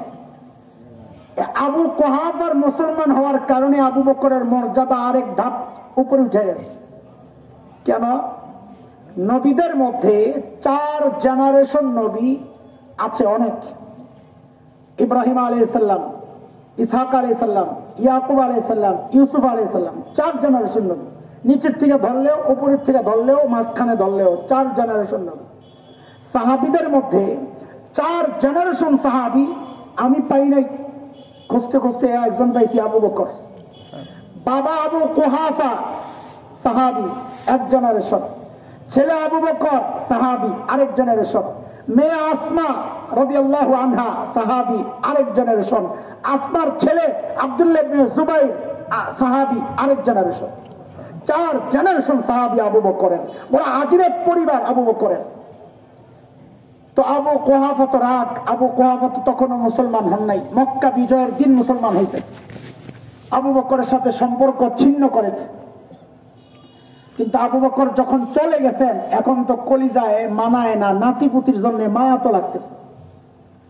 দাদার নানাদেরকে জিজ্ঞেস করেন, ছেলে আর মেয়ের চেয়ে নাতিপুতির জন্য মায়া বেশি লাগে। তো আবু কুহাফা আবু বকরের ঘরে গেছেন, দরজা নক করে আসমাকে ডাকছেন, কারণ আব্দুর রহমান বড় ছেলে, সেও তো মুসলমান হয়নি, তিনিও মুসলমান হয়েছেন পরে, বদরের পরে।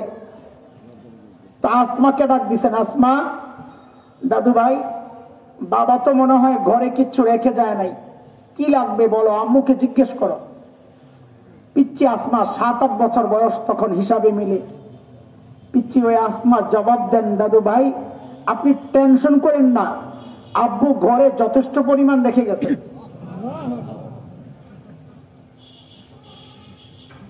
আবু কুহাফা চলে গেছে।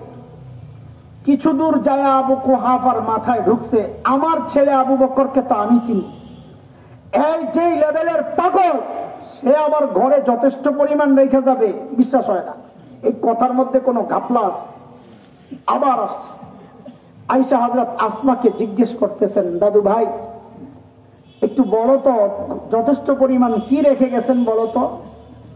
হযরত আসমা জবাব দেন, দাদু ভাই আব্বু যাওয়ার সময় ঘরে আল্লাহ আর তার রাসূলকে রেখে গেছে। ছোট্ট বাচ্চার জবাব এটা। দাদু ভাই আপনি চিন্তা করেন না, আমাদের জন্য এটাই যথেষ্ট। তাইলে বাবা আবু বকর কি জবাব দিতে পারে? সাইয়েদনা আবু বকর জবাব দেন, ইয়া রাসূলুল্লাহ, ওই যে ঘরের বেড়াগুলো খেজুর পাতার বেড়া, মাঝে মধ্যে সুই গেঁথে রাখতাম, সুই। আল্লাহর হাবিব, আসার সময় বেড়াগুলাকে থাপড়াইয়া থাপড়াইয়া আসছি, যেন একটা সুই পর্যন্ত ঘরে থেকে না যায়, আমার কোন মুজাহিদ ভাইয়ের কাজে আসে। আল্লাহর হাবিব, ঘরে একটা সুই পর্যন্ত রেখে আসি নাই, আসার সময় কেবল আল্লাহ আর তার রাসূলকে রেখে আসছি।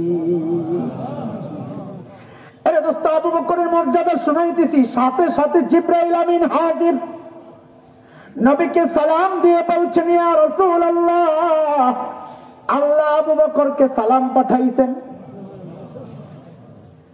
আল্লাহ আবু বকরের ব্যাপারে প্রশ্ন করছেন উল্টাইয়া, আমি আপনি ইবাদত করি কাকে খুশি করার জন্য? আবু বকরের বেলায় আল্লাহর প্রশ্ন উল্টা। জিবরাইল আমিন বলেন, ইয়া রাসূলুল্লাহ, আল্লাহ জানতে চেয়েছেন, আল্লাহ তো আবু বকরের উপর রাজি, আল্লাহ তো আবু বকরের উপর রাজি, আল্লাহ জানতে চেয়েছেন আবু বকর আল্লাহর উপর রাজি কিনা। এই কষ্টে থাইকায় মালিকের উপর রাজি কিনা আল্লাহ জানতে চেয়েছেন। সাইয়েদনা আবু বকর কান্না শুরু করছেন, ইয়া রাসূলুল্লাহ, আমি আমার মালিকের উপর রাজি ইয়া রাসূলুল্লাহ, আমি আমার মালিকের উপর রাজি ইয়া রাসূল। এত বড় মানুষ আবু বকর, ওই যে বুড়ির বাড়ির সামনে গভীর রাত, মনে আছেনি? ওমর যখন জিজ্ঞেস করলেন, এই আবু বকর, আপনি কেন আসছেন কাজ করার জন্য? তো আবু বকর কি জবাব দিলেন? বলেছি জবাবটার ওজন আমি যদি বলতাম এত হইতো না, কিন্তু যেহেতু দিছেন আবু বকর, কাজী জবাবের ওজন তো অনেক। আবু বকর কি জবাব দিলেন? ওমর, হ্যাঁ ভাই, কাজগুলো তোমাদেরকে দিলেও পারি, কিন্তু ওমর, আমি কি আমার আখিরাত কামাই করব না ভাই? আমি কি আমার আখিরাত কামাই করব না? আবু বকরের বলে আখিরাত কামাই এখনো বাকি রয়েছে, অথচ জান্নাতের সুসংবাদ পাওয়া মানুষ। আখিরাতের ফিকির আমি আপনিও করি, আবু বকরও করতেছেন। খেয়াল করে সাইয়েদনা ওমর এত বড় মানুষ।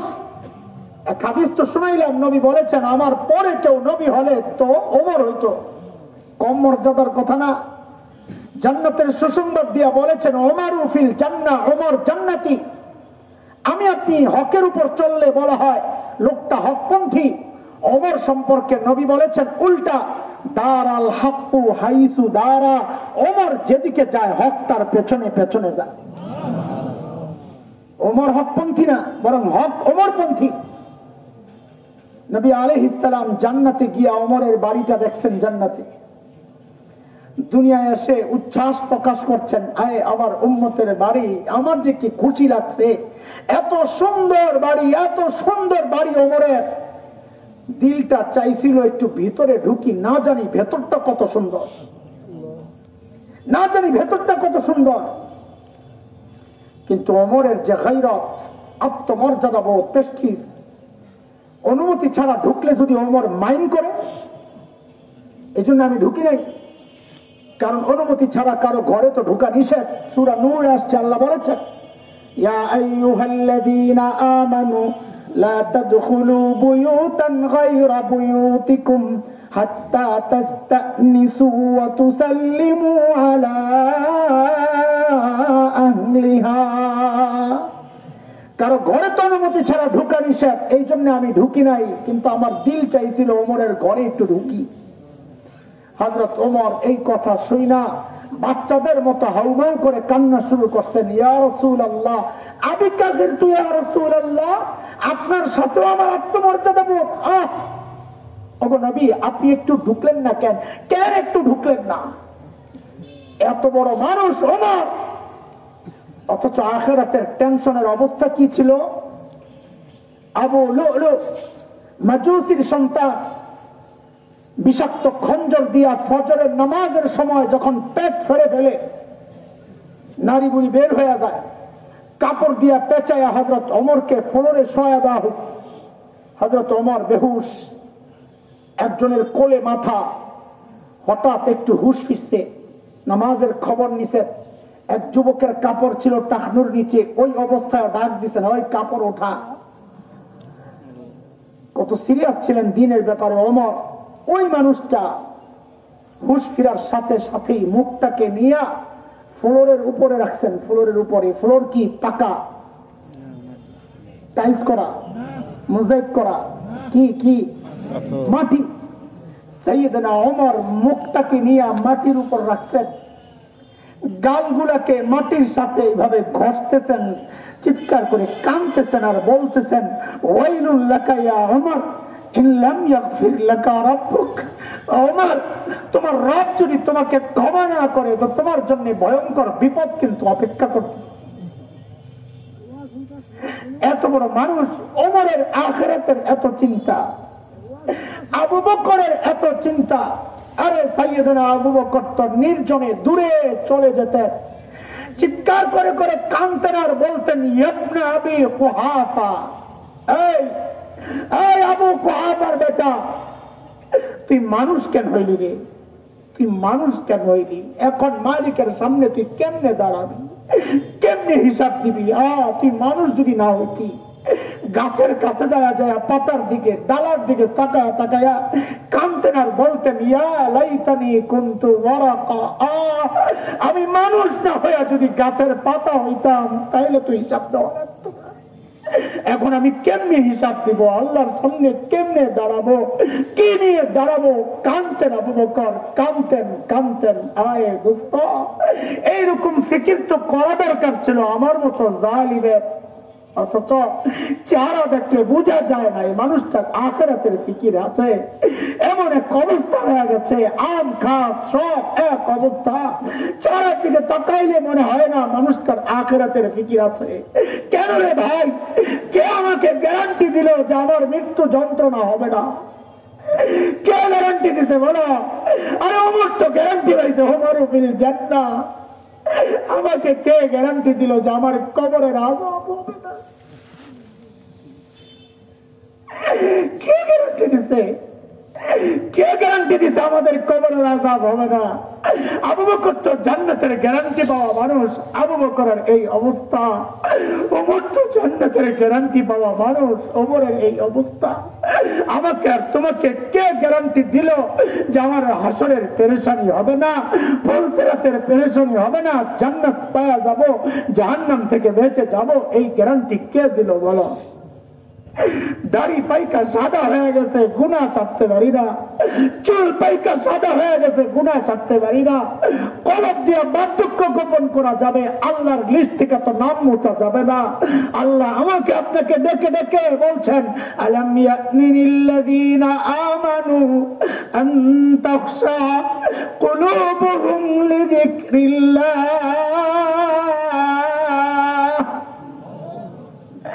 এখনো কি সময় হয় নাই আল্লাহর ভয়ে কলিজাটা কাইপা ওঠার? আর কত, আর কত, আর কত? আরে যুবক ভাই, আর কত? কি ভাবতেছ বুড়া হয়ে মরবা? এটা মনে করতেছ? আরে না, এমনও হইতে পারে এই মজলিসে এমন মানুষও আছে যার কাপড়ের কাপড় দোকানে চলে আসছে।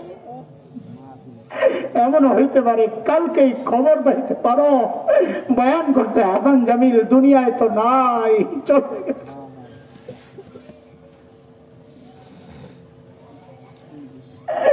কেন এমন অবস্থা হয়ে গেছে আমাদের বলেন না? সারাদিন শুধু দুনিয়া দুনিয়া দুনিয়া, মরার কোনো চিন্তা নাই, কোনো প্রস্তুতি নাই। কার দিলের হালত কি আমার তো জানা নাই।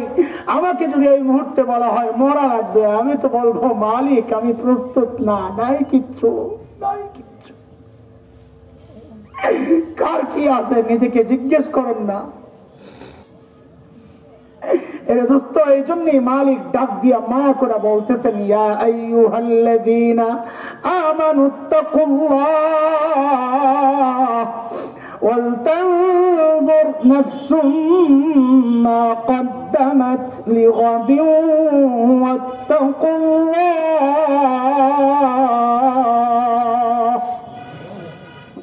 প্রত্যেকটা মানুষের উচিত আখিরাত নিয়ে চিন্তা করা যে হায় আমি আমার মালিকের সামনে কি পেশ করব, আমার পুঁজি কি, চালান কি।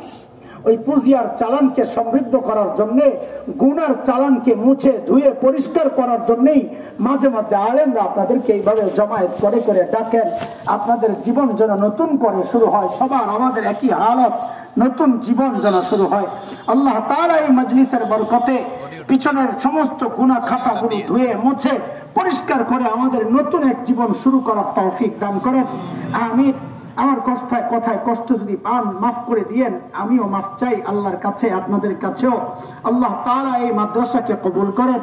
এই মাদ্রাসা আল্লাহ তাআলা যারা লেখাপড়া করেন আল্লাহ তাআলা তাদেরকে হাক্কানি রব্বানি আলেম বানায়া দেন। মাদ্রাসার ওস্তাদ, মাদ্রাসার প্রিন্সিপাল, আল্লাহ তাআলা সবাইকে ইখলাসের সাথে, হিম্মতের সাথে, হিকমতের সাথে আল্লাহ তাআলা খিদমতের তৌফিক দান করেন। আমিন। ওয়া আখিরু দাওয়ানা আলহামদুলিল্লাহি রাব্বিল আলামিন।